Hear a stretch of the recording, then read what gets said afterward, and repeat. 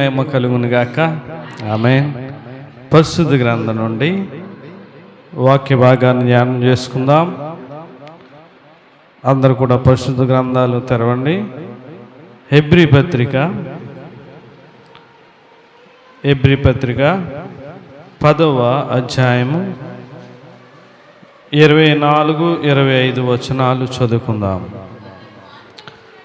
కొందరు మానుకొనుచున్నట్లుగా సమాజముగా కూడుట మానక ఒకరినొకడు హెచ్చరించుచు, ఆ దినము సమీపించుట మీరు చూచిన కొలది మరి ఎక్కువగా అలాగు చేయుచు, ప్రేమ చూపుటకు సత్కార్యములు చేయుటకు ఒకరినొకడు పురుకొల్పవలనని ఆలోచింతుము. ప్రార్థన చేసుకుందాం. మహాగౌడ మహోన్నతుడ సర్వకృపానిధమైన దేవా, నీకే స్తుతులు స్తోత్రాలు చెల్లిస్తున్నామయ్యా. గడిచిన వారంలో కూడా మీరెక్కల చాటును మమ్మల్ని కాచి కాపాడి సజీవులుగా ఉంచినందుకు నీకే వందనాలు ప్రభా. ప్రాముఖ్యమైన వాక్య భాగంలోకి వెళ్ళుచుండగా నాతో మాతో అందరితో మాట్లాడండి. వినగలిగే చెవులు, గ్రంథగలిగే హృదయాలు మా అందరికీ దయచేయండి. మా అందరి హృదయాలు కూడా తెరవండి తండ్రి. మేము నీ మాటల మీద లక్ష్యం ఉంచి శ్రద్ధతో ప్రభా వాక్యాన్ని విని ఆ వాక్య ప్రకారంగా జీవించే భాగ్యాన్ని మాకు దయచేయమని ఈ ఆరాధన చేతులుగా అప్పగిస్తూ నీకే మహిమాగంత చెలులాగున ఈ ఆరాధన జరిగించి సహాయం చేయమని వేడుకొంచు. ఈ ప్రార్థన పాదాలు సన్నిధి చేర్చమని ప్రభు అయిన యేసుక్రీస్తు పరిశుద్ధమైన నామమును బట్టి మిక్కిలి వినయంతో అడిగి వేడుకొంచున్నాం తండ్రి. ఆమేన్. అందరూ కూడా వందనాలు. దేవుని మహాకృపను బట్టి దేవాది దేవుడు మరి యొక్క పునరుద్ధాన దినాన్ని దేవునితో ఉండే గొప్ప భాగ్యాన్ని దేవుడు మనకు అనుగ్రహించాడు. చదువుకున్న వాక్య భాగం చూస్తే హెబ్రీ పత్రిక 10వ అధ్యాయము 24-25 వచనాలు మనం చదువుకున్నాం. కొందరు మానుకొనుచున్నట్లుగా సమాజముగా కూడుట మానక అంటున్నాడు. కొందరు మానుకొనుచున్నట్లుగా సమాజముగా కూడుట మానక అంటున్నాడు. అంటే సమాజముగా కూడడం ఏం చేయకూడదు, మానకూడదు అని చెప్తున్నాడు. సమాజంగా కూడడం మేము ఎందుకు మాంటున్నామండి? ఉదయం డ్యూటీలకు వెళ్తున్నాం, పనులకు వెళ్తున్నాం, సాయంత్రం అయితే వీధుల్లో కూర్చుంటున్నాం, ఫ్రెండ్స్తో ఆ బల్లల దగ్గర ఉంటున్నాం, లేకపోతే బొమ్మల దగ్గర ఉంటున్నాం, లేకపోతే సెంటర్లో ఉంటున్నాం, లేకపోతే వీధి అరుగుల్లో ఉంటున్నాం, లేకపోతే టీవీల దగ్గర ఉంటున్నాం. సమాజంగా మేము కూడడం ఎక్కడ కూడా చెప్పండి మానట్లేదు అంటారా? ఏ ఉద్దేశంతో దేవుడి మాట చెప్తున్నాడు? సమాజముగా కూడుట మానద్దు అంటున్నాడు. కొందరు మానేస్తూ ఉన్నారు. ఏంటి సమాజంగా అంటే ఆనాడు పాత నిబంధనలు అందులో చూస్తే సమాజ మందిరము అని ఏమని రాసిపడి ఉండేది? అంటే ఎక్కడైతే సమాజం కూడి ఉండేదో దాన్ని ఏమనేవారు? సమాజ మందిరం అని కొన్ని చోట్ల బైబిల్లో రాయబడి ఉంటారు.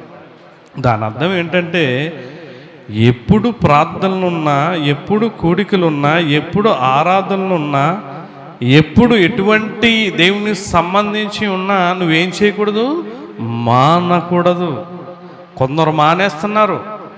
ముందు చెప్తున్నాడు కదా, ఏమన్నాడు? కొందరు మానుకొనుచున్నట్టు సమాజముగా కూడుట మానక ఒకరినొకడు హెచ్చరించుచు. నువ్వు బయలుదేరి వస్తావు ఈ రోజున ఆరాధన, నువ్వు బయలుదేరి వస్తావు. నీ తోటి విశ్వాసి కానీ నువ్వు ఉన్న ప్రాంతంలో కానీ ఆ వ్యక్తి రాలేకపోతా ఉన్నాడు, లేకపోతే ఎవరో వస్తారనో ఎక్కడికో వెళ్ళాలనో బద్దగించేయాలనుకుంటాడు. అప్పుడు నువ్వేం చెయ్యాలి? హెచ్చరించాలి. నాన్న అలా చేయకూడదు. నీవు ఈరోజు సజీవంగా ఉన్నావు అంటే కారణం ఎవరో? దేవుడు అని చెప్పాలి. రాత్రి మనం విన్నాం. దేని గురించి మాట్లాడుకున్నాం? మన దేవుడు ఏ దేవుడు? కాపాడే దేవుడు. ఆయన నీ ప్రాణమును కాపాడు. గుర్తుపెట్టుకోండి, దేవుడు మాత్రమే ప్రాణమును కాపాడగలడు. దేవుడు నా ప్రాణాన్ని కాపాడుతున్నాడు అని గ్రహించే వాళ్ళు మాత్రమే దేవుని సన్నిధికి రాగలరు. రాత్రి అసలు జనమే లేరు. మరి ఈ రోజున ఎందుకు మానుతున్నావు? దేవుడు ఏం చెప్తున్నాడు? కొందరు సమాజముగా కూడుట మానకూడదని. చూడండి, కొందరు మానుచున్నట్టుగా సమాజంగా కూడుట మానకూడదండి. దేవుడు ఆదివారం ఆరాధనకే రామని చెప్పాడా? ఉపవాస ప్రార్థనకు వద్దన్నాడా? మధ్యలో జరిగే బుధవారం, గురువారం, శుక్రవారం ప్రార్థనలు మానండి అని చెప్పాడా? మరి ఎందుకు మానుతున్నావు? నువ్వు మానేస్తున్నావంటే నీలో ఆత్మీయత ఏముంది? విశ్వాసం ఏముంది? ఇక్కడ చూడండి, ఒకరినొకడు హెచ్చరించుచు ఆ దినము సమీపించుట మీరు చూచిన కొలది మరి ఎక్కువగా అలా నీ మాట వినరు. రమ్మంటే రాడు, ప్రార్థనకి ఆరాధనకి రాడు, కానీ మరీ ఎక్కువగా చెప్పాలి. నువ్వు దేవునికి దూరం అయిపోతున్నావు. దేవుని సన్నిధికి బొత్తిగా నువ్వు దూరం అయిపోయి దేవునికి దూరం అయిపోతున్నావు. నాకు వేరుగా ఉండి మీరేమీ చేయలేరన్నారు కదా, దేవునికి వేరుగా ఉండి నువ్వేం సాధించగలవు, ఏం చేయగలవు అని చెప్పి వాక్యంతో వాడిని గద్దించాలి, వాడిని పురుకొల్పాలి.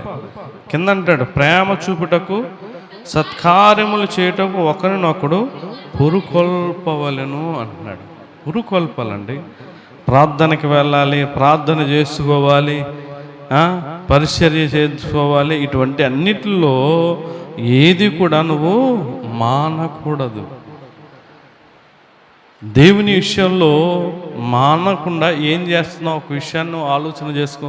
నేను మానకుండా ప్రతి సంవత్సరం ప్రతి ప్రార్థన నేను వస్తున్నానండి అని చెప్పగలవా? నేను మానకుండా ప్రతిదినం ప్రార్థన చేసుకుంటున్నానండి, ప్రతి ప్రార్థనకు నేను మానకుండా వస్తాను, ప్రతి పరిచర్యలో నేను ఉంటాను, ప్రతి విషయంలో ప్రతి దానిలో మానకుండా నేను ఉంటాను అని నువ్వు చెప్పగలవా? దేవుని విషయంలో మన జీవితాల్లో చూడండి, మానకుండా ఏది చేయలేం. సీరియల్ చూడకుండా మానేస్తారా? మానకుండా ఉంటారా? చెప్పండి. టీవీ దగ్గర సినిమాలు చూడకుండా మానకుండా ఉంటారా? ఫోనుల్లో కబుర్లు, సొల్లు కబుర్లు, ఆలయాల గురించి చెప్పకుండా మానకుండా ఉంటారా?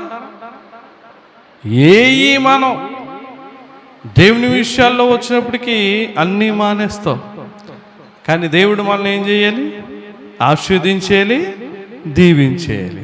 ఎలాగిస్తాడు? మొట్టమొదట నువ్వు సమాజంగా కూడడం మానకూడదు. అంటే దేవుని సన్నిధికి రావడం, దేవుని ప్రార్థనలకు రావడం నువ్వు మొట్టమొదట మానకూడదు. కొన్ని విషయాలు బైబిల్లో ఉన్నాయి. దేవుడు ఏది మానొద్దన్నాడని మొదటగా దేవుని సన్నిధికి సమాజంగా కూడడం మానకూడదు. రెండోదిగా మనం చూడండి, ఒక విషయాన్ని మనం జ్ఞాపకం చేసుకుందాం. ప్రార్థన చేయడం కూడా మానకూడదంట. చూడండి, కీర్తన గ్రంథం 109వ కీర్తన. ప్రార్థన చేయడం. చాలామంది ప్రార్థనే రాదండి, ప్రార్థనే చేయరు. ప్రార్థన రాకపోవడం విషయం, ఏది చేసినా అది ప్రార్థనే. నువ్వు దేవునికి వచ్చి రాని ప్రార్థన చేసినా, ఎలా చేసినా దేవునికి అది ప్రార్థన లెక్కే.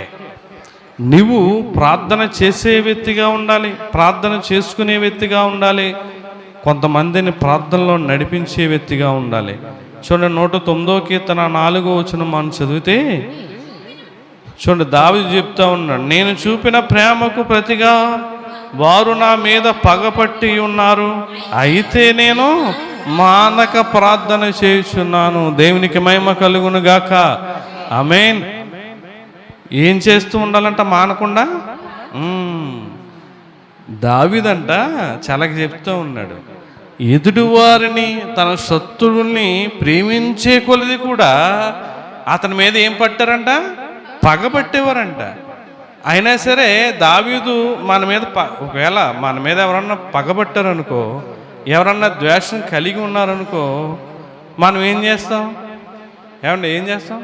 అలా నాశనం అయిపోవాలి, అలాగే అయిపోవాలి, ఇలాగే అయిపోవాలి, వాళ్ళు ఊడిపోవాలి, అలా రకరకాలుగా అనుకుంటాం.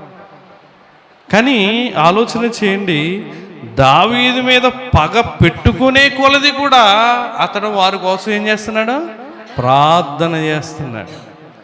నువ్వేం చేస్తావు? ఆ పేరు ఎత్తుకుంటే ఏంటి? వాళ్ళ పేరు ఎత్తుకోండి. అయ్యో అతని పేరు అసలు నా దగ్గర తీసుకురాకుండా, అయ్యో ఆమె గురించి అసలు చెప్పకుండామ్మా, ఆమె గురించి అసలు చెప్పకుండా అంటూ ఉంటారు. దేవుడు అలా అనుకుంటే మన పాపాల నిమిత్తం చనిపోతాడు ఆయన? అసలు ఈ రోజున క్రైస్తవులు ఏదో నామకార్థముగా వచ్చేస్తున్నారండి దేవుని సన్నిధికి. నామకార్థంగా అన్యులు ఏ రీతిగా అయితే వారం వారం గుడికి వెళ్ళి వచ్చేస్తున్నారో మనకి కూడా అలాగే అలవాటు అయిపోయింది. దేవుని వాక్యం వినం, దిక్కులు చూస్తాం, ఫోనులు చూస్తాం, ఎవరేం చేస్తున్నారా అని చెప్పి అటు ఇటు చూస్తాం. వాక్యం వినవు నువ్వు. వాక్యాన్ని శ్రద్ధగా వింటే ఏది మానాలో ఏది మానకూడదో నువ్వు ఆ ప్రకారంగా నడుచుకుంటావు. దేవుని సన్నిధికి వచ్చి రోజున ఎలా జీవిస్తున్నారు చూడండి. త్రాగుడు తాగుద్దు అంటున్నాడు దేవుడు, మానేయాలి అంటున్నాడు, నువ్వు మానవు. వ్యభిచారం చేయొద్దు అంటున్నాడు ఆయన, మానేయమంటున్నాడు, నువ్వు మానవు.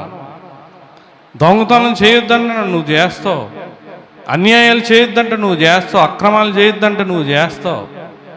అసూయ పడొద్దంటే నువ్వు పడతావు. ఎవరి మీద ద్వేష పడొద్దంటే ద్వేషం కలిగే ఉంటావు. ఆలోచన చేసుకో.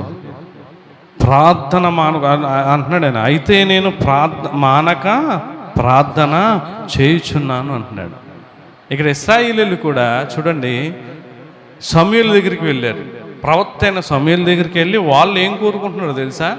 చూడండి, మొదటి సమూయేలు గ్రంథం 7వ అధ్యాయం, 8వ వచనం మనం చదివితే,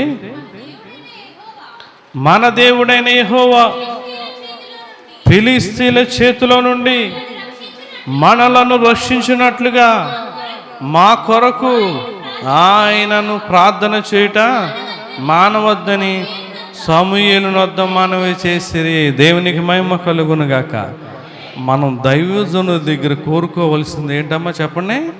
అయ్యా మా కుటుంబం గురించి, మా బిడ్డల గురించి, నా భర్త గురించి, నా భార్య గురించి మీరు ఏం చేయకూడదు, ప్రార్థన మానవద్దు. అది కోరుకోవాలి. ఈరోజు ఏం కోరుకుంటున్నారు? సేవకుల గురించి ఏం కోరుకుంటున్నారు? International speaker. ఎవరండి? షూట్లు, కారుల్లో దిగాలి, 1000 మంది సంఘం ఉండాలి, 1000 మంది సంఘాలు, అనేక సంఘాలు ఉండాలి. ఇది మనం కోరుకునేది. నీవు సేవకుని దగ్గర కోరుకోవలసింది, సేవకుల్లో చూడవలసింది భక్తి. వీళ్ళు మిస్పాలో కూడి ఉండి ఉపవాసం ఉండి ప్రార్థన చేస్తూ ఉంటే ఫిలిష్తీయులు వీరి మీదకి దండెత్తి వచ్చేసారు, వీరిని చంపేద్దామని. అయితే సమూయేలు దైవజనుడి దగ్గర అంటున్నారు, అయ్యా నువ్వు మా కొరకు ప్రార్థన చేయడం మానొద్దు.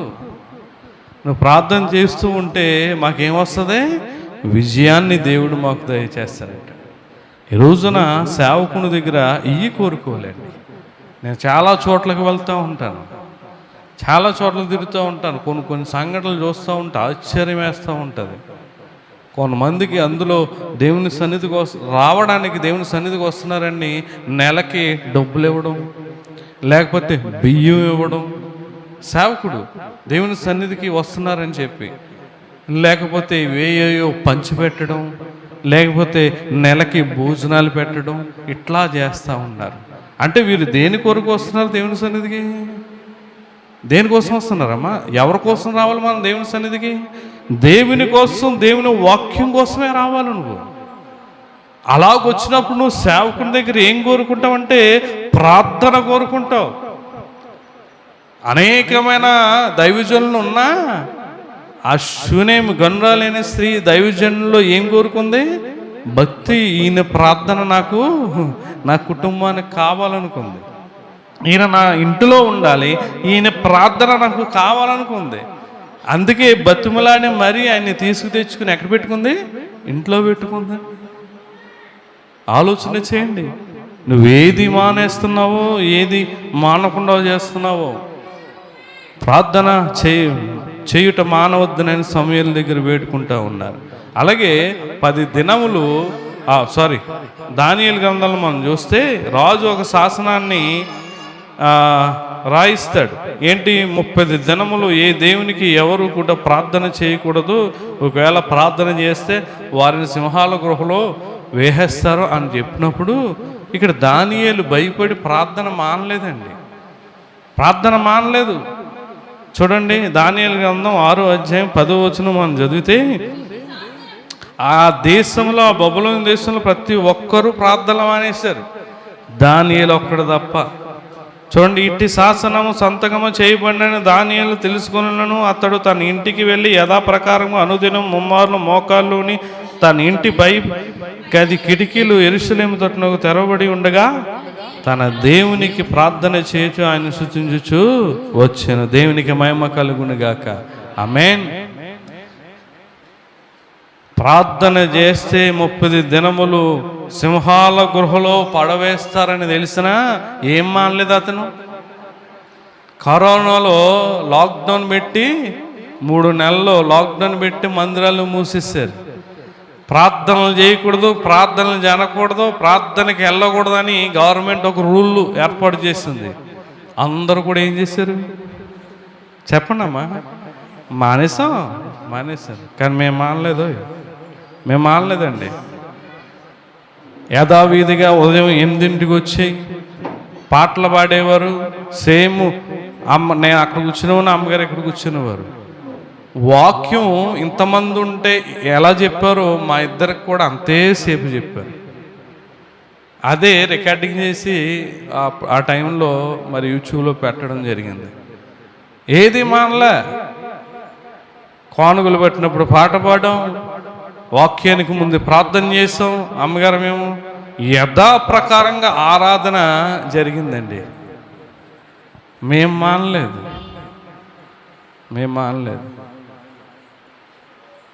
శనివారం ఉపవాస ప్రార్థన కూడా మానలేదు. యథాప్రకారంగా 8ంటికి వచ్చేసి మందిరంలో వాక్యం ఇక్కడే నిలబడి వాక్యం చెప్పేవారు, మైకి పెట్టలేదు అంతే. తర్వాత ముగ్గురం కూడా ప్రార్థన చేసుకుని రాత్రి ఏ టైం అయ్యేదో అదే టైం అయ్యేది మాకు వెళ్ళినప్పటికి. మేము మానలేదండి. నువ్వన్నా రాలేదు, పోలే మందిరంకి రావద్దు అన్నాడు, వెళ్తే మళ్ళీ కేసు అవుద్దని ఇంటి దగ్గర ఏమన్నా చేసుకున్నావా? మా చేతులు ఎత్తున ఎవరన్నా ఉన్నారా? ఉపవాసం ఉండి మేము ఆరాధన చేసుకున్నాం, ఉపవాసం ఉండి ప్రార్థన చేసుకున్నాం, ఆదివారం ఆరాధన చేసుకున్నామని. మరి ఏం మానకుండదో ఏం మానాలో తెలియట్లేదు నీకు. నీ ప్రాణం పోయినా సరే ప్రార్థన ఏం చేయకూడదు, మానకూడదు. దానియేలు ప్రాణం పోతుంది ఏం చేస్తే చెప్పండి? ప్రార్థన చేస్తే. అంటే ప్రార్థనకి విలువ ఇచ్చాడా, ప్రాణానికి విలువ ఇచ్చాడు? ఇతను ప్రార్థనకే విలువ ఇచ్చాడు. ఎందుకంటే ప్రాణాన్ని కాపాడేవారు ఎవరు? దేవుడు. మనం ప్రార్థన చేస్తే ఆ ప్రాణాన్ని దేవుడు కాపాడుతాడు. మన ప్రార్థన మానేస్తే మన ప్రాణం ఏం పోద్ది? వెళ్ళిపోద్ది, దేవుడు వదిలేస్తాడు అన్న విషయాన్ని గ్రహించాడండి. అందుకే ప్రాణానికి ఉత్తరవాది ఆయనే కనుక నేను ప్రార్థన మానని చెప్పి ఇతడు ప్రార్థన చేయడం మానలేదు. అందుకే సింహాల నోళ్ళ నుంచి దేవుడు ఏం చేశాడు? రక్షించాడు. ఒక మాట అంటాడు తెలుసా? చూడండి, అదే అధ్యాయం 16వ వచనంలో మనం చదివితే, ఎంతట రాజు ఆజ్ఞేయక బంట్రోతులు దానియేలును పట్టుకొని పోయి సింహాల గుహలో పడదోయగా. చూడండి, రాజు నీవు అనుదినము తప్పక సేవించుచున్న నీ దేవుడే నిన్ను రక్షించినని దానియేలుతో చెప్పాను. దేవునికి మహిమ కలుగును గాక. నీవు అనుదినం ప్రార్థన చేస్తున్నావు కదా, దేవునికి నీ దేవుడు ఉన్నాడు కదా, ఆ దేవుడు నిన్ను ఏం చేస్తాడు? రక్షిస్తాడు. మనం మానకుండా అనుదినము ప్రార్థన చేస్తే ఆ ప్రార్థన మనం ఏం చేస్తుంది? రక్షిస్తుంది. కొంతమంది కుటుంబంలో వ్యక్తిగత ప్రార్థనలు ఉండవు, కుటుంబ ప్రార్థనలు ఉండవు, సంఘంలో ప్రార్థన ఉండదు, ఏ ప్రార్థన ఉండదు. అయ్యగారు మా కుటుంబంలో శోధనలండి, అయ్యగారు మా కుటుంబంలో బాధలండి, నా భార్య నా మాట వింటలేదండి, నా కొడుకు నా మాట వింటలేదండి, నా కూతురు నా మాట వింటలేదండి, నా భార్య నా మాట. నువ్వు దేవుడి మాట ఎప్పుడు విన్నావు? మానకుండా దేవుని సన్నిధికి రమ్మంటే రావో, మానకుండా ఆరాధనకు రమ్మంటే రావో, ఉపవాస ప్రార్థనకు రమ్మంటే రావో, ఏ ప్రార్థనకి రావో మానకుండా. మళ్ళీ ఇవన్నీ చెప్తూ ఉంటావు కహానీలు. దేవుడు మనం ఏం చేస్తే ఆ ప్రతిఫలమే పొందుతామండి. దానియేలు అనుదినము చేశాడండి. ఎప్పుడు ప్రార్థనలు అంటే అప్పుడు మానకుండా నువ్వు దేవుని సన్నిధిలో ఉంటే ఎందుకు కాపాడండి దేవుడు? కాపాడతాడు ఖచ్చితంగా. చూడండి, మొదటి కొలస్సీ పత్రిక మొదటి అధ్యాయం, అపోస్తలుడైన పౌలు గారు రాసిన కొలస్సీ పత్రిక మొదటి అధ్యాయం 9వ వచనం మనం చదివితే చూడండి, అందుచేత ఈ సంగతి వినిన నాట నుండి మేమును మీ నిమిత్తము ప్రార్థన చేయుట. ఏమంటున్నాడు ఆయన పౌలు గారు? ప్రార్థన చేయడం నేను కొలస్సీ సంఘంతో చెప్తా ఉన్నాడు. ఏమని? మేము మీ గురించి ప్రార్థన చేయడం మానలేదు. అక్కడ కింద అంతా చాలా ఉంది, అది మనకు అవసరం లేదండి. అంటే ప్రార్థన చేయడం పౌలు దైవజనుడు ఏమంటాడు? మీ గురించి నేను మానన్నాడు. ఈ రోజున మీరు చేసినా చేయకపోయినా దైవజనులు మేము ప్రార్థన అనుదినం చేస్తూనే ఉంటాం. కానీ దేవుడు మమ్మల్ని లెక్కడుతాడు, నిన్ను కూడా లెక్కడుతాడు. అనుదినం ప్రార్థన చేయమని చెప్పాను కదా, నువ్వెందుకు చేయలేదని నువ్వేం లెక్క చెప్తావు? మొదటిగా మనం ప్రార్థన చేయడం మానకూడదు. రెండవదిగా మనం చూస్తే చూడండి, లోకసువార్త 11వ అధ్యాయము, లోకసువార్త 11వ అధ్యాయం దేవునికి ఇచ్చే విషయంలో దేవుడు మానొద్దని యేసుక్రీస్తు ప్రభువారే స్వయంగా చెప్తా ఉన్నాడు.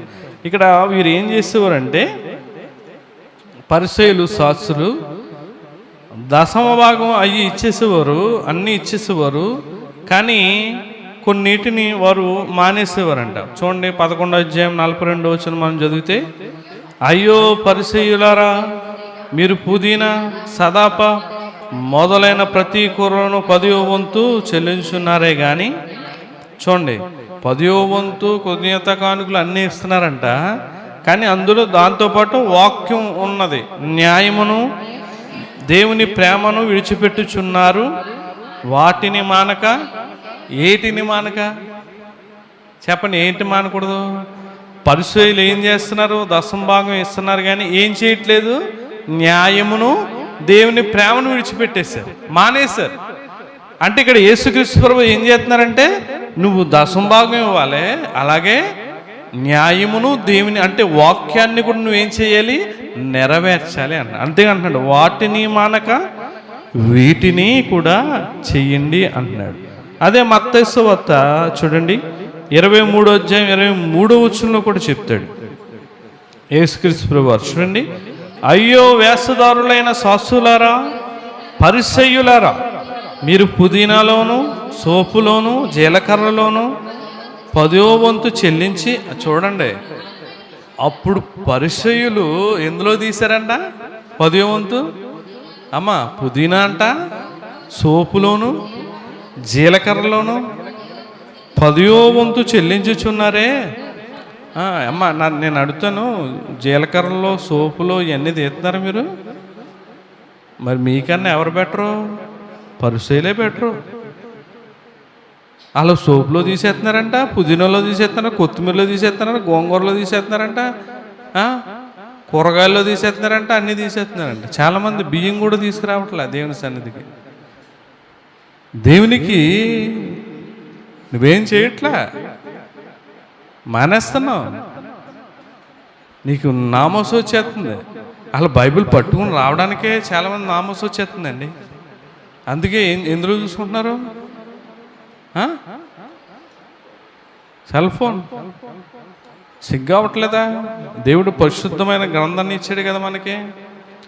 పరిశుద్ధమైన గ్రంథం తీసుకుని వచ్చి నువ్వు ఏదన్నా చూస్తే బైబిల్ ఓపెన్ చేసి చూడాలి. ఫోన్ చూడటం ఏంటి? అందులో పనికిమాలన్నీ చూస్తావు, సినిమాలు చూస్తావు, జబర్దస్త్ చూస్తావు, అన్నీ చూస్తావు, చాటింగ్లు చేస్తావు, పనికిమాల చాటింగ్లు అన్నీ చేస్తావు. మళ్ళీ అందులో పరిశుద్ధమైన గ్రంథం అనే యాప్ ఓపెన్ చేసేసి అది కూడా చూస్తావు. దేవుడు లెక్కడుతాడు, నిన్ను లెక్కడుతాడండి. ప్రతి ఒక్కరిని, నాతో సహా ఈ భూమి మీద బ్రతుకుతున్న ప్రతి ఒక్కరిని లెక్కడుగుతాడు. ఇలా చూడండి, పరిసయ్యులు మనకంటే చాలా గొప్పోళ్ళండి. పుదీనాలోను సోపులోను జీలకర్రలోను 10వ వంతు చెల్లించుచున్నారంట.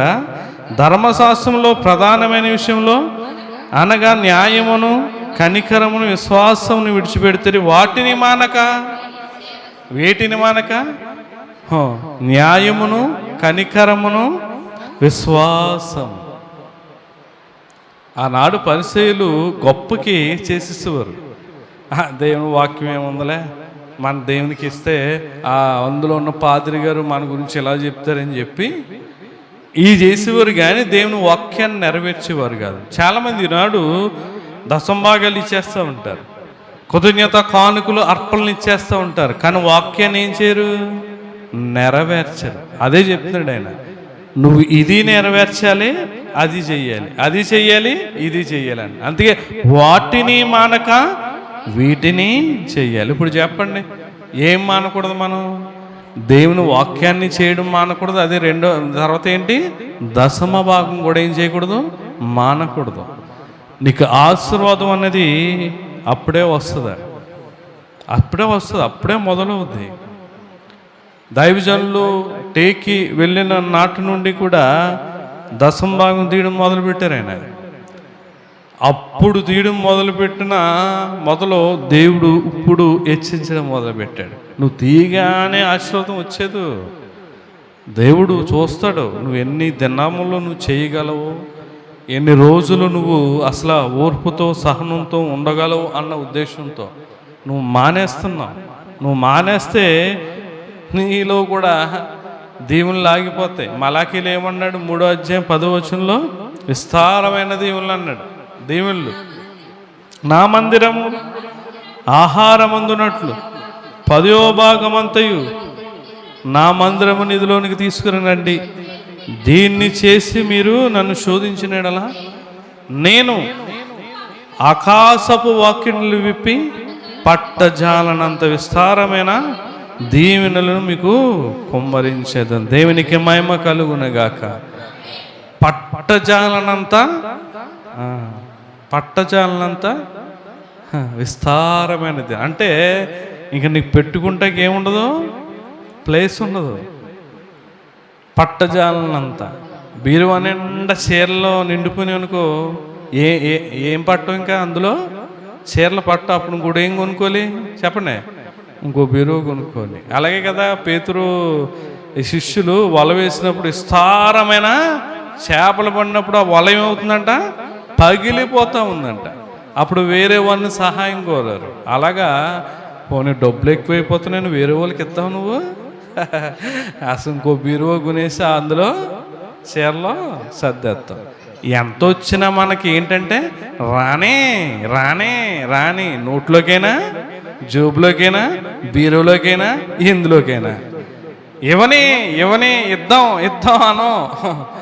మనం నిజంగానే క్రైస్తవుల గురించి ఏయో సినిమాలు తీస్తున్నారండి. అబ్బా, క్రైస్తవులను పెట్టి సినిమాలు తీయాలి. నిజంగానే వీళ్ళ యాక్టింగ్, వీరి జీవితాలు హిట్టో బ్లాక్ బస్టర్లు అయిపోతూ ఉంటాయి. వాళ్ళకి తెలియక ఏయో తీస్తున్నారు వాళ్ళు.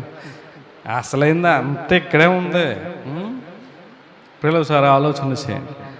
దేవుడు చెప్తాడు, పాత నిబంధన గ్రంథంలో లేవి కాండంలో కూడా చెప్పాడు, దశంభాగం ఆయనది సొత్తు అని చెప్పాడు. చూడండి 27వ అధ్యాయం 30వ వచనంలో మనం చూస్తాం, భూధాన్యములోనేమి, వృక్ష ఫలముల్లోనేమి, భూఫలములన్నిటిలో దశమ భాగము యెహోవా సొమ్ము, ఆది యెహోవాకు ప్రతిష్ఠ. చూడండి, దశమ భాగం అన్నది ఎవరు సొమ్ము? యెహోవా సొమ్ము. ఎవరు సొమ్ము అమ్మ చెప్పండి ప్రతి ఒక్కరు. నాకంటూ ఒక సొమ్ము ఉంది, మీకంటూ కొన్ని డబ్బులు ఉన్నాయి.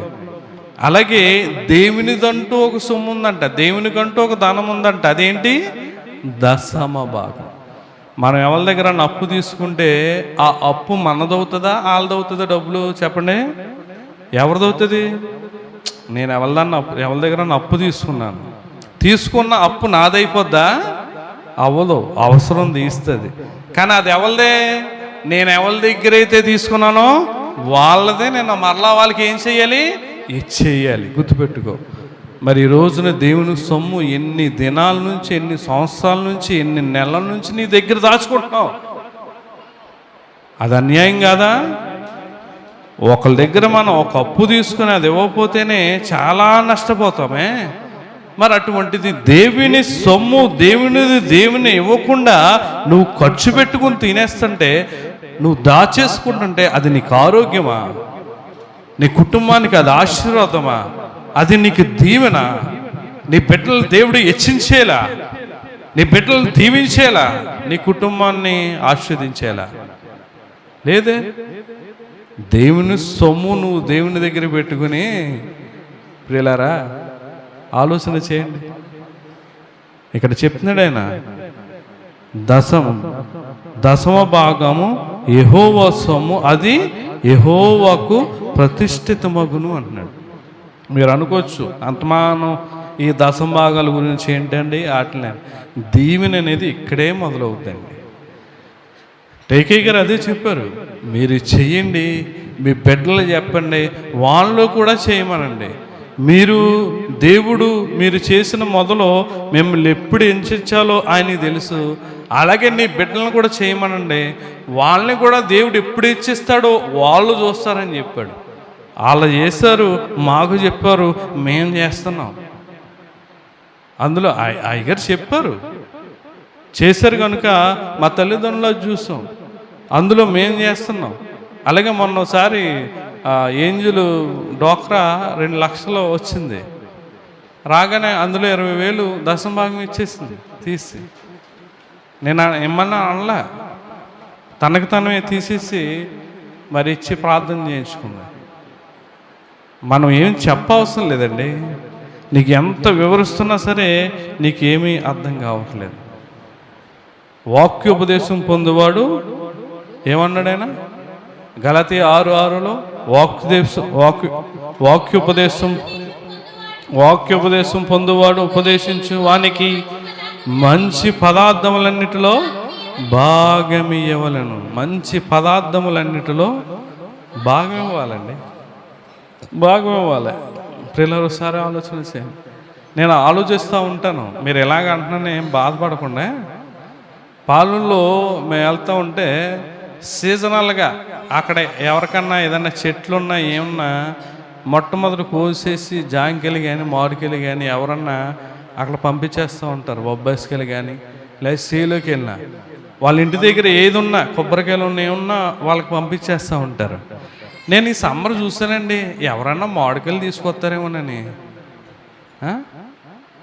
సేవకుడు ప్రార్థన చేస్తున్నాడు కదా సంవత్సరం అంతా మన పనుల్లో రాకపోకల్లో, సర్లే సీజనల్గా మామిడికాయలు ఎవరైనా తెస్తారని చూసా. మొట్టమొదటి శేఖర్ తీసుకొచ్చాడు, తర్వాత సతీష్ అనుకుంటా తీసుకొచ్చాడు. అసలు ఆ తిన్నటప్పుడు కూడా సేవకుడు గుర్తుకురాడు నీకు, అసలు దేవుడే గుర్తుకురాడు.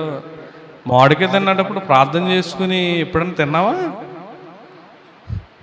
దేవుడే గుర్తుకురాడు, ఎవరు గుర్తు వస్తాడు నీకు? ఇంకా సేవకుడు గుర్తు వస్తాడా? గుర్తుపెట్టుకుని వాటిని మానక వీటిని చెయ్యాలి. చివరిగా మనం చూస్తే చూడండి, సువార్త మానకూడదు అంటున్నాడు ఆయన.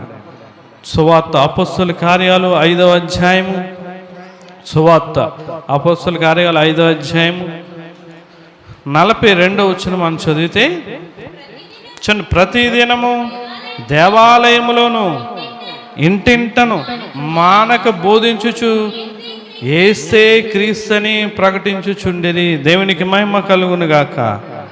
ఏం మానకూడదు చెప్పండి? సువార్త ప్రకటించడం మానకూడదు. ఇలా ఏం చేశారంటే అపోస్తులు ప్రతిదినము కూడా దేవాలయములను ఇంటింటను, ప్రతిదినం అంటండి దేవాలయంలో ఇంటంట, ఇంటి దగ్గర కుదిరితే ఇంటి దగ్గర అంట, లేకపోతే దేవాలయంలో మానక బోధించుచు యేసే, అందులో మళ్ళీ వేరేది లేదు, ఏముంది? యేసే క్రీస్తు, యేసే క్రీస్తు. ఈ రోజున ఏం బోధలు? నువ్వు దశమ భాగాలు ఇవ్వక్కర్లొద్దు, కానుకలు ఎక్కర్లొద్దు, అది చెయ్యక్కర్లొద్దు, ఇది చెయ్యక్కర్లొద్దు అని రకరకాల బోధలు చేస్తూ ఉన్నారు. ఏ బోధలైనా మనం విడిచిపెట్టండి. మన బోధ ఏంటంటే క్రీస్తే యేసు, యేసే క్రీస్తు అని మనం ప్రకటించాలి. నువ్వు సువార్త ప్రకటించే వ్యక్తిగా నువ్వు ఉండాలి. ఎలాగా? మానకుండా ఏం చేయాలమ్మా? మానక బోధించాలి, మానక ప్రకటించాలి. కీర్తన 96వ కీర్తన 2వ వచనంలో ఒక మాట అంటాడు చూడండి. 96వ కీర్తన 2వ వచనంలో, యెహోవా మీద పాడుడి, ఆయన నామమును స్తుతించుడి, అనుదినము ఆయన రక్షణ సువార్తను ప్రకటించుడు. ఏం చేయాలి మనం? అనుదినము ఆయన రక్షణ సువార్తను చాలా చక్కగా రాస్తాడు. సువార్త అనగా ఏమనుంది? ముందు ఏమనుంది? రక్షణ. అంటే సువార్తను మనం ప్రకటిస్తున్నామంటే ఏం ప్రకటించినట్టు? రక్షణను ప్రకటిస్తున్నట్టు. ఎవరైతే రక్షించబడతారో వారే సువార్త ప్రకటించగలరు. గుర్తుపెట్టుకుని, బాప్తీసం తీసుకుంటే రక్షణ కాదు. దైవజనులు ఇక్కడ మందిరంలో బాప్తీసం తీసుకున్నారు, అప్పుడు ప్రకటించలేదు సువార్తను. తర్వాత తీసుకున్నారు ఏంటి? రక్షణనే బాప్తీసం. అప్పటి నుంచి నేను మారు మనసు పొందుకున్న రక్షణ అనేక మంది చూపించాలని వారు ప్రకటించడం మొదలుపెట్టారు. గుర్తుపెట్టుకుని, బాప్తీసానికి రక్షణకి చాలా తేడా ఉంది. చాలా సన్నిధికి వెళ్తూ ఉంటే, నేను మందిరాలకు వెళ్తూ ఉంటే, అయ్యగారు ఈ సంవత్సరం నేను రక్షణ పొందానండి అంటున్నాడు. ఏం పొందాడంట? రక్షణ పొందాడంట. రక్షణ పొందుకోవడం కాదండి, బాప్తీసం పొందడం. రక్షణ అనేది ఎలా వస్తుందంటే, నీకు పాప క్షమాపణ నుండి వస్తుంది. పేతురు గారు అంటారు కదా, మీరు మారు మనసు పొంది పాప క్షమాపణ నిమిత్తము బాప్తీసం, యేసుక్రీస్తు నామమున బాప్తీసం పొందినప్పుడు అప్పుడు పరిశుద్ధాత్మను వరము మీకు వస్తుంది. మారు మనసు పొందాలి, తర్వాత పాప క్షమాపణ పొందాలి, అప్పుడు బాప్తీసం పొందితే అప్పుడు నీకు రక్షణ వస్తుంది. మీరు ఎవరైనా సరే, ఏ ప్రపంచంలో చూస్తున్న ప్రతి ఒక్కరైనా సరే పాప క్షమాపణ మారు మనసు లేకుండా పొందిన బాప్తీసం కాదు. అదే రక్షణ అవ్వదు. నీకు తాత్కాలికంగా సంఘంలో నీకు ఒక సభ్యత్వం, బాప్తీసం అన్న పేరు మాత్రమే ఉంటుంది. పేరు గుర్తుపెట్టుకోండి. ఇక్కడ అంటున్నాడు, అనుదినము ఆయన రక్షణ సువార్తను ప్రకటించుతున్నాను అంటున్నాడు. అలాగే రోమపత్రిక 15వ అధ్యాయం 21వ వచనంలో మనం చూస్తే, రోమపత్రిక 15వ అధ్యాయము 21వ వచనం, నేనైతే మరి యొక్కని పునాది మీద కట్టకుండా నిమిత్తము ఆయనను గూర్చిన సమాచారం ఎవరికి తెలియబడలేదో వారు చూతురని, వినని వారు గ్రహింతురని వ్రాయబడిన ప్రకారం క్రీస్తు నామం ఎరిగిన చోట్లను సువార్తను ప్రకటింపవలనని మిక్కిలి ఆశ గలవాడనే ఉండి అలాగూ ప్రకటించి తిని అంటున్నాడు. అతని ఆశ, కోరిక ఏంటంట? క్రీస్తుని తెలిసిన కాడి నుంచి దేవుని గురించి నేను ప్రకటించాలి, దేవుని కొరకు నేను జీవించాలి, దేవుని కొరకే నేను బతకాలి. అందుకని నేను క్రీస్తుని పోలి నడుచుకునిచున్న ప్రకారం మీరు కూడా నన్ను పోలి నేను ఏమన్నాడైనా? బ్రతుకుట క్రీస్తే, చావు అయితే, అంటే బ్రతికితే ఎవరి కోసం? చనిపోతే ఎవరి కోసం? క్రీస్తు కోసం. నువ్వు బ్రతికితే ఎవరి కోసం? నా బిడ్డల కోసం నేను బతుకుతున్నానండి. ఎవరి కోసం అమ్మా? నా భార్య కోసం నేను బతుకుతున్నానండి, నా భర్త కోసం బతుకుతున్నానండి. నేను ఇలాగ అన్న వాళ్ళని ఒక క్వశ్చన్ అడుగుతాను. దేవుడే కనుక నీకు భార్యని ఇవ్వకపోతే, దేవుడే కనుక నీకు భర్తని ఇవ్వకపోతే, బిడ్డలు లేని వారు చాలామంది ఉన్నారు, దేవుడే కనుక నీకు బిడ్డలు ఇవ్వకపోతే, ఎప్పుడు కూడా అటువంటి మాటలు మాట్లాడకుండా దేవుని సన్నిధిలో, దేవుడు నాకు మంచి భార్యని ఇచ్చాడు, దేవుడు నాకు మంచి భర్తని ఇచ్చాడు, దేవుడు నాకు మంచి బిడ్డని ఇచ్చాడు అని చెప్పు. దేవుడిని ముందు పెట్టి చెప్పాలి తప్ప అలా ఇలా చెప్పకూడదు. దేవుడిని నువ్వు పక్కన పెట్టేవనుకో, దేవుడిని నువ్వు పక్కన పెట్టేస్తాడు. జాగ్రత్త. మనం ఎప్పుడు కూడా క్రీస్తు కొరకే మనం బ్రతకాలి. ఒక మాట అంటాడు కదా పౌలు గారు, 1 కొరింథీ పత్రిక 9వ అధ్యాయం 16వ వచనం ఏమన్నాడు? ప్రకటింపకపోతే ఏమన్నాడు? నేను సువార్తను ప్రకటించుచున్నాను, నాకు అతిశయ కారణము లేదు. చూడండి, సువార్తను ప్రకటింపవలసిన భారము నా మీద మోపబడి ఉన్నది. అయ్యో, నేను సువార్తను ప్రకటింపకపోని ఎడల నాకు శ్రమ అంటున్నాడు. అయ్యో, నేను సువార్తను ప్రకటింపకపోని ఎడల నాకు శ్రమ అంటున్నాడు. గుర్తుపెట్టుకుంటున్నారా? మనం సువార్తను ప్రకటించకపోతే ఏంటంట? మనకి శ్రమ.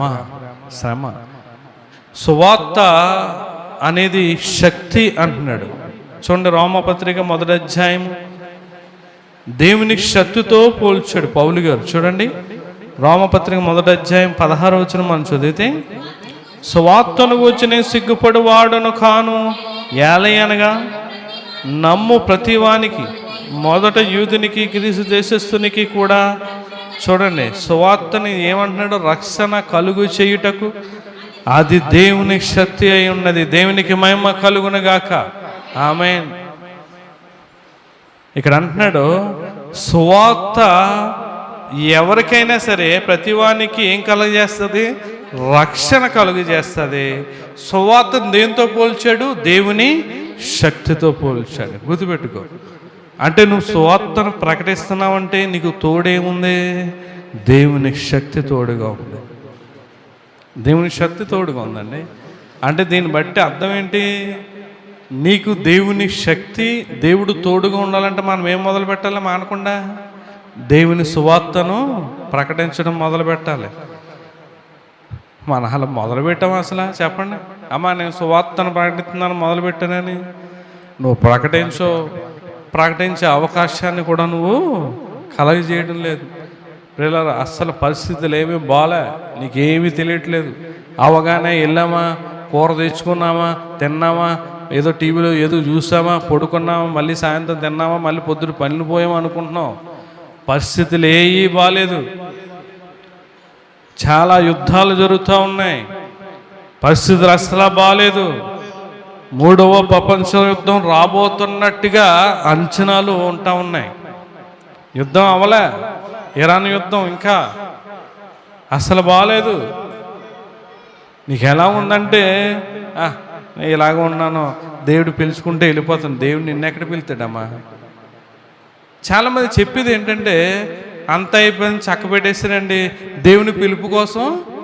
అమ్మా, దేవుని పిలుపు కోసం నేను ఏదో బాబు నువ్వు కావాలి దేవునికి. మరి నువ్వు పరిశుద్ధుడు, పవిత్రురాలు, దేవుని వాక్యానుసారంగా జీవించేసావు కదా, సువార్తను తెగర ప్రకటించేసావు కదా, బలహీనుల్ని బలపరిచేసావు, ప్రార్థనలు చేసేసావు.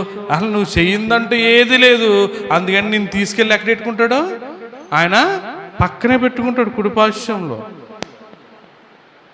చాలామంది చెప్పే మాటలండి. దేవుని పిలుపు కోసం, పిలుపు ఎప్పుడు వస్తుందండి? పిలుపు ఎప్పుడు? దేవుని కొరకు నువ్వు బ్రతికినప్పుడు వస్తుంది.